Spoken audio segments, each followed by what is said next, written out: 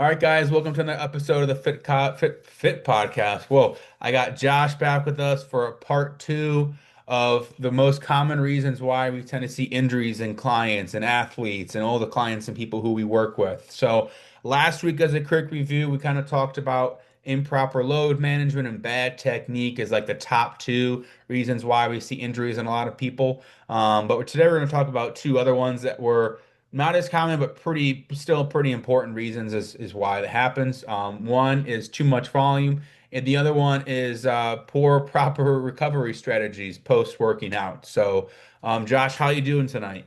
Yeah, not bad. Thanks for having me back. Yeah, of course, man. Always my pleasure. Always my pleasure. So, let's talk about this. Let's start with this.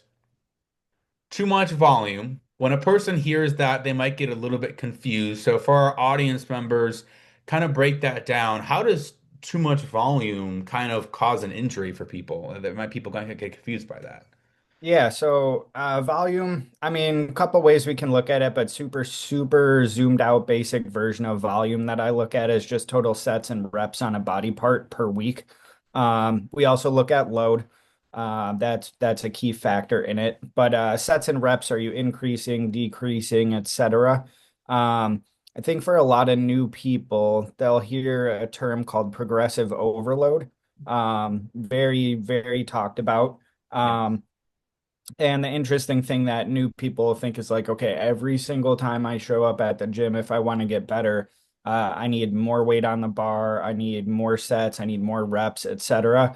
Um, and I see this a lot with beginner athletes, beginner clients, where they're just striving for like, I want to always one up the last workout. Yeah. Uh, it takes time to develop the body that's tolerant of loading it to those levels. So a way that I've been taught and what I really look at rather than like progressive overload and just always more, I call it progressive overstimulus, right? So we need the right stimulus to drive an adaptation into what we're looking to do. Um, but things that I think new people um, negate that we're looking at is similar when we talked about proper form or bad form being a cause of injury is they're so keen to slap more and more on the bar and they don't realize that like hey maybe if I just can get into a better position I might actually get drive more stimulus out of an exercise even at lighter weight. So I look at better position as a way of progressive overload too, right? Mhm. Like chest super tight, you can only get to like 90 degrees in a push up or a dumbbell bench press or a barbell bench press. If we can actually get full range down to the chest, which is what we would want to see, it's better exercise for the client overall. But I think new people, especially when left to their own devices and they're on the internet, just driving more sets, more reps, more Yeah. weight every single week and not realizing that there is a certain break point to that. Yeah. I think that's a great point. And I also think to go on your topic is people get so confused. They think they have to add an extra like 5 reps or an extra set and increase the volume to actually like grow, and that's the best way. There's a lot of different variables that you can throw around to make that exercise harder with even doing less volume or doing a little bit more volume. If you're doing more volume and it's like, oh, this is way too easy, I don't know how to do less. Well, how could I do the same volume but make it a little bit harder? Well, you could do pauses. You could do eccentrics. You kind of change up the angle if you're doing like inclines.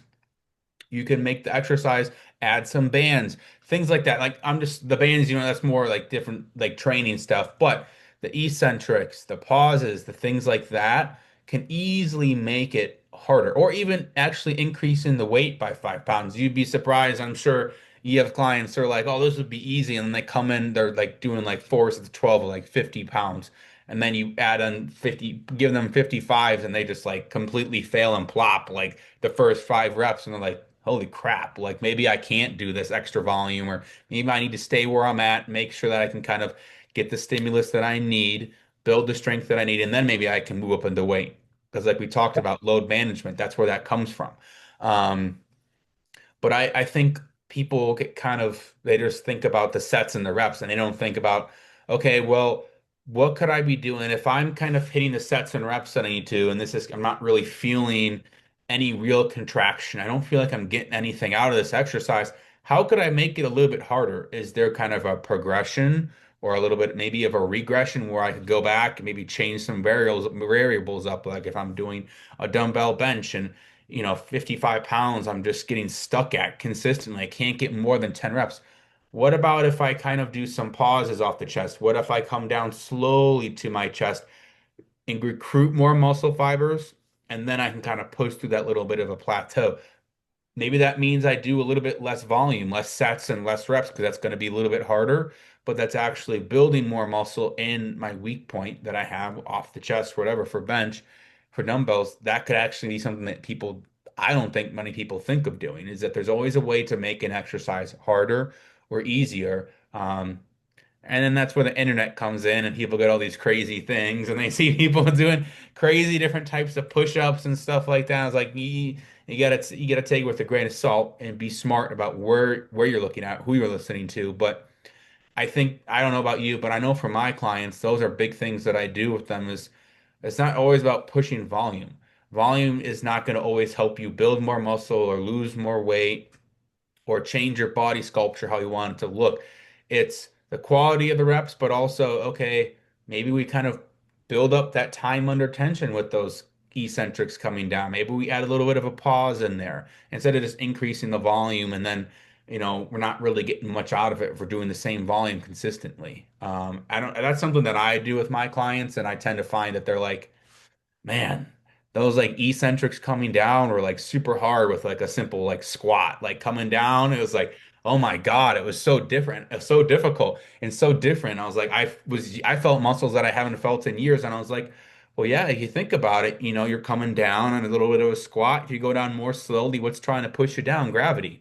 So you're fighting gravity on that. And just a little bit of education, I tend to find that for clients, it kind of helps them like, oh wow, I didn't think about that, and I can see why this would be harder now for me, but I like it. It's good. So, do you ever have you ever used those types of like eccentrics and pauses and things like that on any movements for your clients? Yeah, 100%. Something I deal with a lot is I'm in much more general population training. A bulk majority of my client load over the age of 50, a lot of them over 55. So something I'm always thinking about is like longevity, right? Hmm. I myself at 33 train dramatically different than I would ever train one of my clients. I have the room to work with things like that still. But in terms of like yeah, just slapping more load on. I always am questioning, to what end for this client? Am I going to slap more load, more sets, more reps, more volume at them? Maybe they have, degrading cartilage in the knees, lower back disc issues, etc. And conversation I routinely have with them is, more is not always better. Hmm. Better is better. Um, we need to take time. So like past certain loads for certain people too, they might get real uncomfortable, at least in a general population setting. Like they're not necessarily keen on just slapping plates and plates and plates on a leg press or something like that. It's woman at 62 years old, she's looking at 300 plus pounds on it, and she's like, I think it's enough load. And my response is like, okay, let's play with variables then. Like, let's make this same weight that you're really good at much harder for you. Let's take 2, 3 second eccentrics. Let's pause at the bottom. Play with those tempos and variables like that to make the same weight dramatically harder for a client. One of the things I think is A, I'm managing load, how much force I'm putting on their joints, tendons, ligaments as they're aging. B, I'm still driving the exact stimulus that I want out of an exercise without slapping just more at it. Yeah. Yes, absolutely. I play with those all the time. And I think that's a great point because your point about loading the joints, that's such a big thing, is, you know, people don't realize every step that you take in the morning or nighttime or any time of the day you walk, you're putting weight on your joints. Now that's good for you. You want that, but it's the same thing with training, lifting weights, anything. You're putting load onto your joints. And I don't think many people understand that concept that like anything that they do, Like I'm lifting a pencil right now. Like I'm technically loading my literally my MCPs, PIPs, DIPs. Like I'm loading a joint. People don't realize that. And I think when it comes to the volume aspect, they don't realize that sometimes too much volume is not the best thing for your joints, like you've talked about. Like Yeah. people don't realize kind of what their levels of, resistance are, where they're kind of, okay, we're not at like your max yet. Not that you saying I'm saying your clients max out, but we're at the point where, okay, if we kind of push any further, I think, technique could kind of waver. If we already have a history of low back pain or sciatica or anything like that, that may come back up and be a little bit of an issue. We got a little bit of a concern with that. So why don't we just decrease the volume a little bit, add an eccentric, add a pause in, something like that with lighter weight so we can focus on building up the time under tension because sometimes that time under tension is how where the best muscle growth occurs. And if we monitor their status of, okay, how much stress we're actually putting on the joints, if we're doing force at the 12 with like 315 pounds for a leg press or whatever, 3 plates for a leg press, versus 3 sets of 12 with 315 pounds. Maybe we're doing time under tension and coming down 3 seconds and doing a slight pause. You're just because you're decreasing that set, decreasing that one set does not mean you're getting less muscle activation, less time under tension or anything like that. You're actually recruiting more muscle fibers going down for those 3 seconds. And I don't think that's a lot of things that I don't think the everyday person thinks about that or realizes that until they actually do it and then they see the results because a lot of times they just want to add and slap more plates on, add more volume, push the weight, and don't want to take a step back and be like, oh wow, like there is a way to lighten the weight, lighten the load, and make the exercise harder that I'm struggling with. And I don't think people think about that and realize, well, there's also benefits of, well, it's, you know, an extra less set for me and I get the same stimulus and the same outcome, I still feel sore, that's what we want.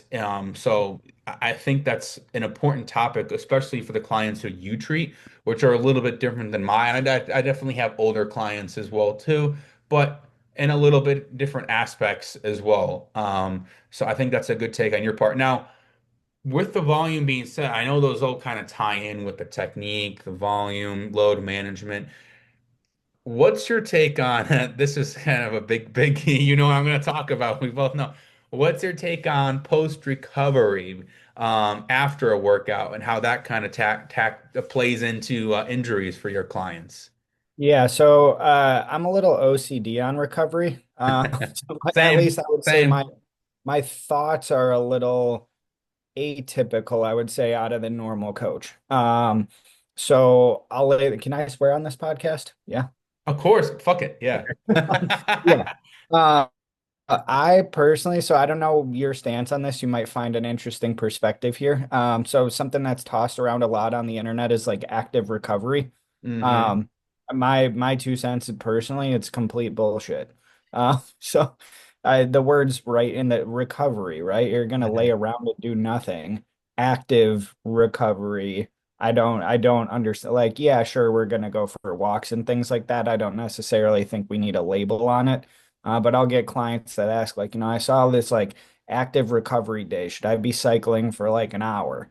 And I'm like gentle site. Like, I mean, sure, zone two cardio is fine, but don't look at that as something that's going to recover your body from the strenuous exercise. Hmm. Uh, so I myself, I have a sauna, I have a cold plunge. I love these things. I don't necessarily look at them as recovery. I think for recovery, what I'm looking at is sleep, hydration, nutrition, right? Those are my big staple actual recovery devices. I think a lot of people are too reliant on like I call them the vibrating guns. We're talking about the And high. don't hate, I got one too. Oh, I got two of them at the gym. I love them. I think a lot of people are like too keen on, like muscles shouldn't be super sore when you go hit it again, and they'll be showing up at the gym like, well, I can blast myself for 10 minutes with this vibrating gun. I won't feel sore anymore, and I can go smash legs again. Well, they don't even And know how to use it properly most of the time too. oh, yeah, yeah, yeah. Don't even get me started on that one. But Yeah, it's like if you're showing up for your training still absolutely trashed or really sore from your prior workout, and I'm talking like you're going to train legs and you show up and your legs are sore, not like your chest is sore from chest the day before that we know should happen. Um, what are you not doing sleep wise, hydration wise, nutrition wise that is causing you to not be recovered by the time of your training session? And Yeah. then if we're nailing those variables, then I'm looking at the program. Is there too much volume in? Like one of the clients that I work with where we really need to equate this, it's kind of at a peak capacity on where the body can recover versus not, is she's training for a full Ironman. Hmm. Doing Oh yeah. strength programming for A, positional access to where she needs, B, stability on the bike, and then just general strength training for output on like power in the legs, things like that. Um, there's a certain threshold where the body can't recover before the next session, right? So our off season, we're able to train 4 days a week consistently. In season, generally it's 2 days. Two Yeah. days is where she can't recover because there's so much volume on the cardio side of things. Just endurance sports, I mean, shout out to her because to me as a health coach, it's absolutely insane. Her peak weeks are like between 28 hours of training, 22 to 28 hours of training. It's a full, and she works a full-time job. Like Hmm. shout out to her for getting up at 4 a.m. to hit all these training sessions, training on her lunch breaks, going after work to train. But the big key is like where can nutrition, sleep, and hydration not recover your body to the point we need to start dialing back training variables. For most general population clients, I'm finding I didn't eat after a training session or like I ate a Don't bag of tell me that. Don't tell me that because yeah, I'm the nutrition guy for you guys. yeah. Like, So I it's hate like that. I hate that.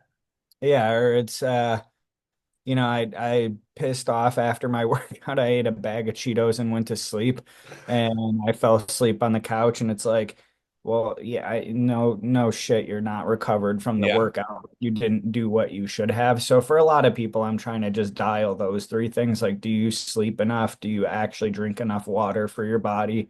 And do you eat properly?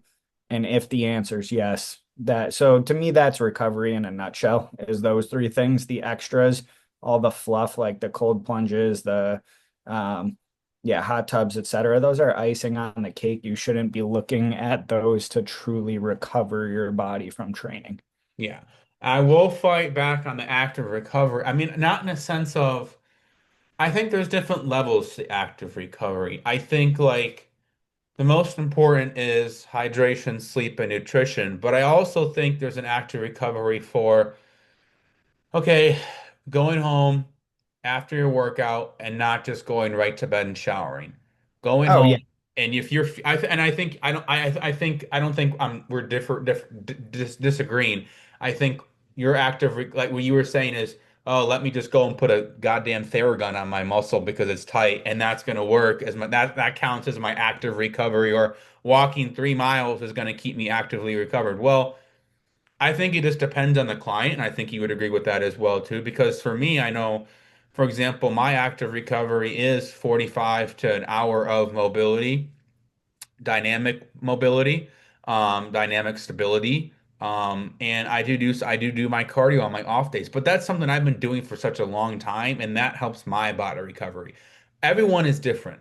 Um, and I think like the most common, I'll talk about this real quick. So uh, Theraguns and then freaking foam rolling. Okay, I love foam rolling. Okay, I tell all of my clients to foam roll, but what I also hear from all my clients is, "Gosh, now my muscles are so much looser, my mobility is so much better because I foam rolled." I'm like, that's absolutely foam rolling does not improve your mobility whatsoever. Neither does the Theragun. So let me explain this like to our audience members here. Basically, foam rolling and Theragun basically provide sensory stimulation to our muscles, like, and it basically causes like this soothing sensation, and we feel like immediate relief and discomfort if we like hit a specific trigger point and we're just rolling it and mashing it out, and we're like, wow, my leg feels better, my quad muscle feels better.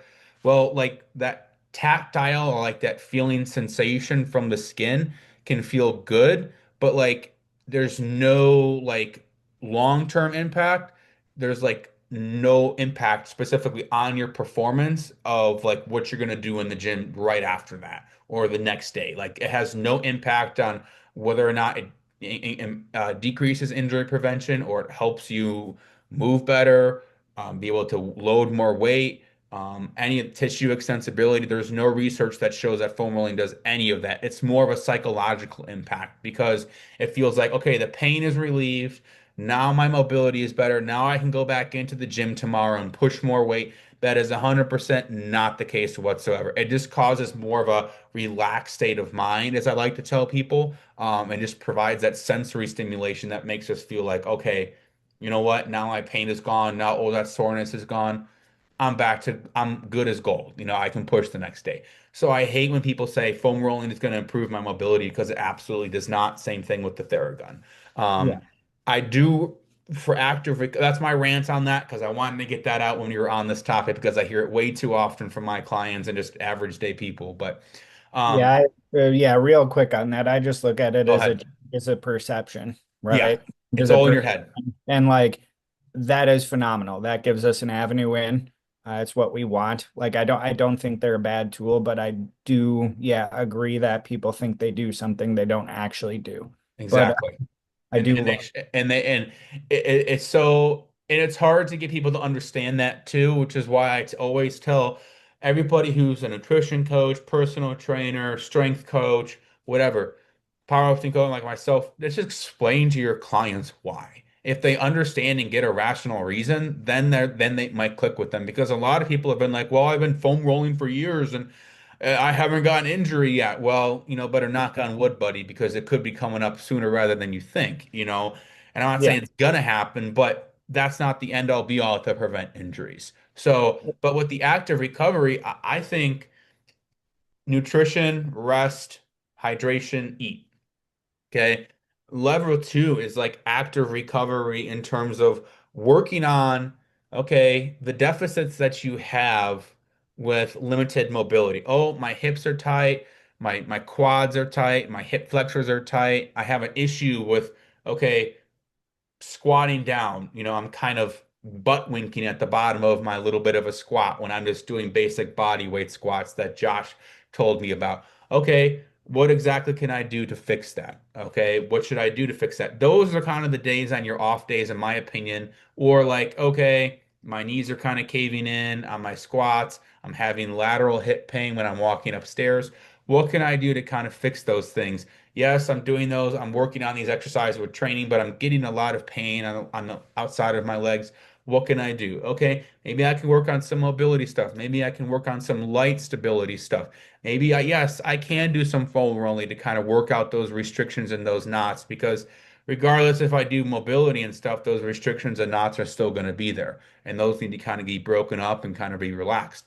You can do theragunning. You can do heat, cryotherapy, sauna. Those are all like tier two, I would say. And tier one is the main like sleep, nutrition, hydrate. Like those are the tier one. Tier two is kind of all the rest of those factors. And I feel like, but I do feel like people think active recovery only takes like 5 or 10 minutes. Usually it takes a lot longer. Everyone's different, but if you want to prevent injuries, you need to put the time into it.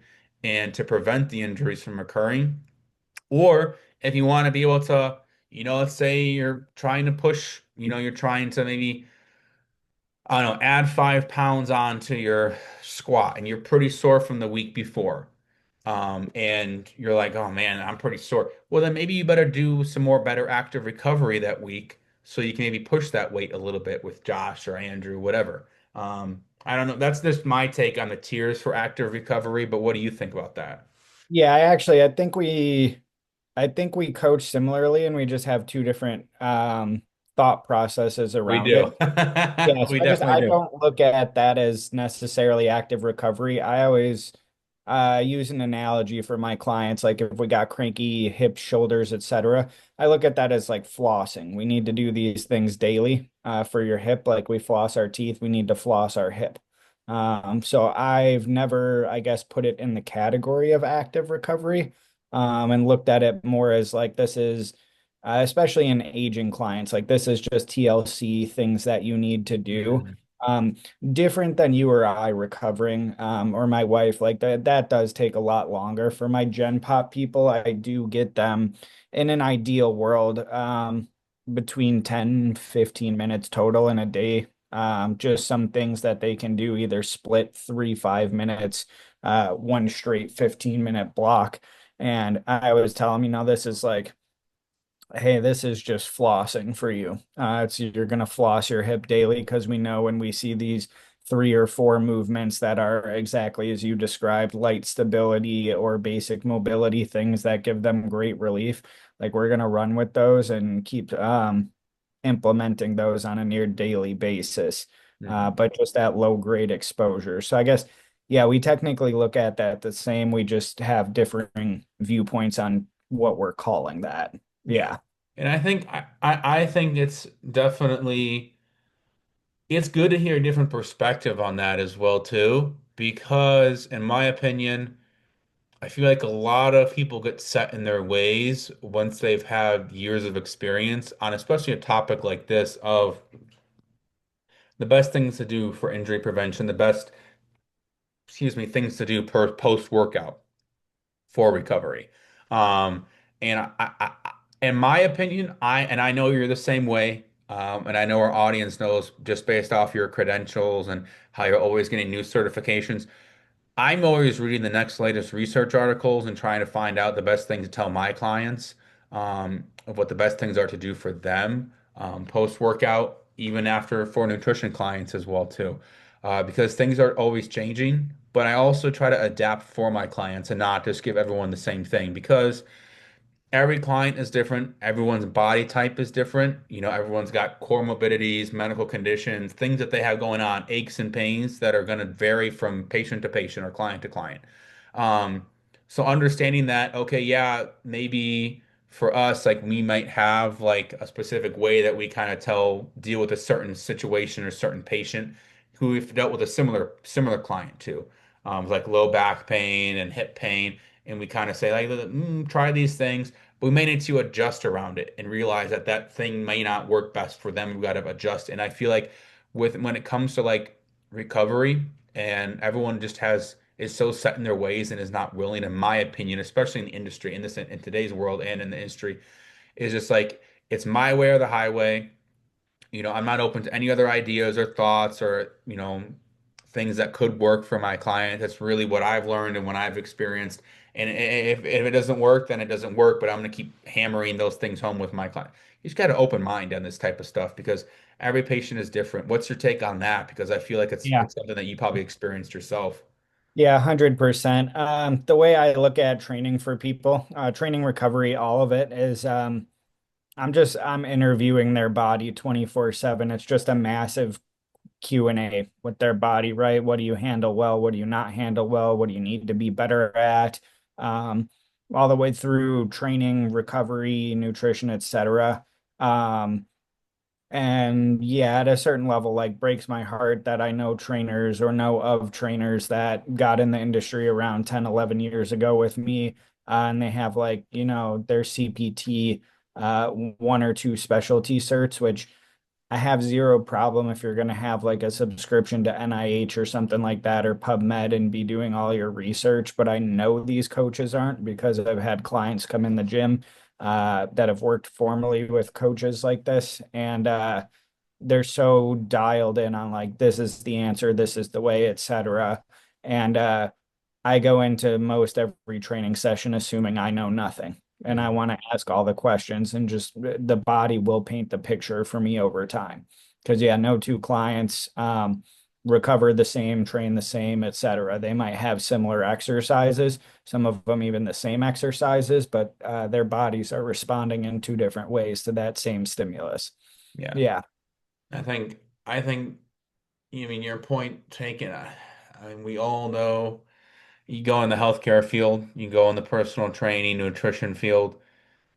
Everyone knows somebody, everyone's had a bad experience. And I mean, at least for me, being a PT, I also know Hopefully some of them aren't watching, but some people in my class who I was like, man, should they really be? I would not want them treating me, but you know what? They pass. So it's the same thing with doctors. There's personal trainers out there, nutritionists. It's like, yeah, I know this person. I've had a lot of clients. Like you get a new client, they're like, yeah, I worked with this person. You're like, oh, okay. And Yep. back in your head, you're like, oh, yeah, I kind of understand why you're switching to me. Mm.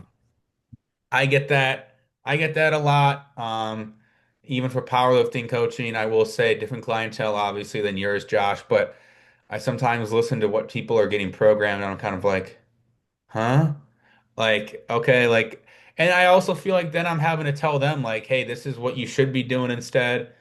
You know, if your accessories, if you're just be given an accessories and not really told what the volume is or the RPE, what exactly, how do you actually know what the stimulus is, what you want to be targeting week to week, exercise to exercise, etc. So, um, I definitely experienced that. But again, I also go into things with like an open mind of like, okay, well, yes, you know, this client's coming to me from a client, a trainer or whatever, who they just worked with or a coach, but what went good and what went bad.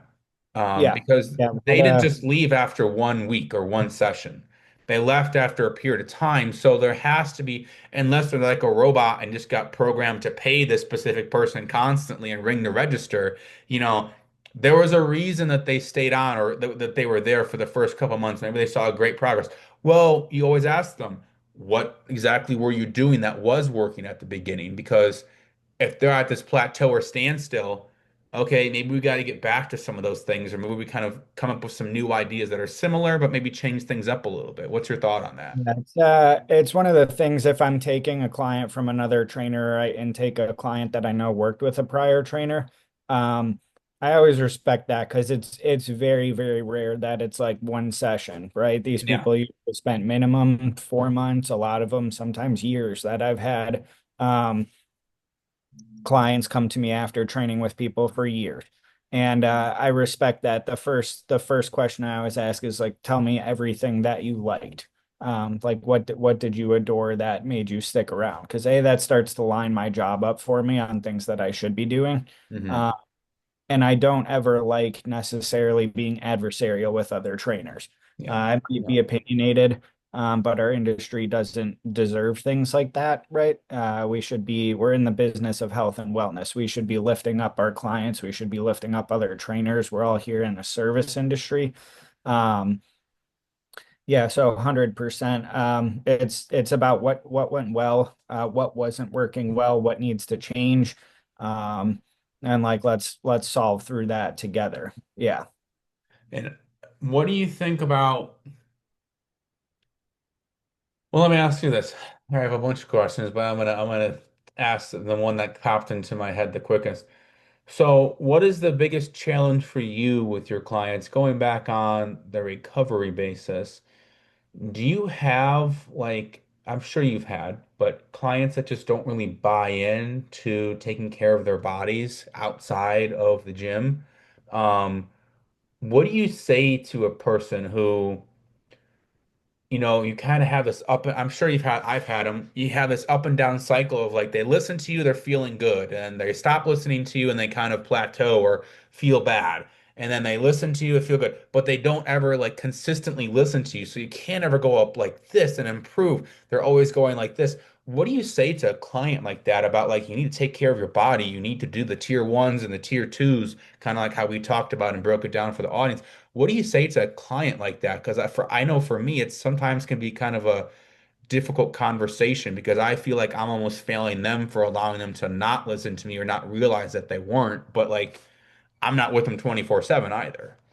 Yeah. Yeah, it's that one's a challenge. 11 years into the industry, that one's still a challenge. I've had to have a lot of awkward talks with clients. I've had to sit people down and it's like I can't do this for you. Yeah. At some point you're selling yourself short, and that's a very awkward talk to have. I've also had similar where you said like you feel like you're failing the client. I've had clients that have said I'm failing them because of this happening. Um, and when it comes down to habits or things that they're not accountable for, but very awkwardly, but I've walked people straight to a mirror and told them to look in the mirror because they need to understand who's at fault for the things that they're not doing at the house that we've recommended, we've talked about for months, etc. Hmm. Uh, so I would say that to me, it depends situation to situation. Sometimes there's extraneous life circumstances going on for a client where I'll give them grace to know, like, hey, you don't need to be 100% on while life's up in the air, but I need you to hit consistently at, 70, 80% so we can still drive the direction we're looking to go and we're not derailing. So for me, sometimes it is about meeting somebody where they're at. Um, but very situationally dependent on what's going on with the client, on kind of how I approach that with them. Because it is a pattern we really want to break somebody out of if they're yo-yoing forever. It's what we're here to do, is get you off the yo-yo. But depends person to person. That's a very individual like journey to navigate for me. It's a fun puzzle to solve for people though, because you watch their life change so much when you finally figure it out. Oh yeah. All right. So other question. Biggest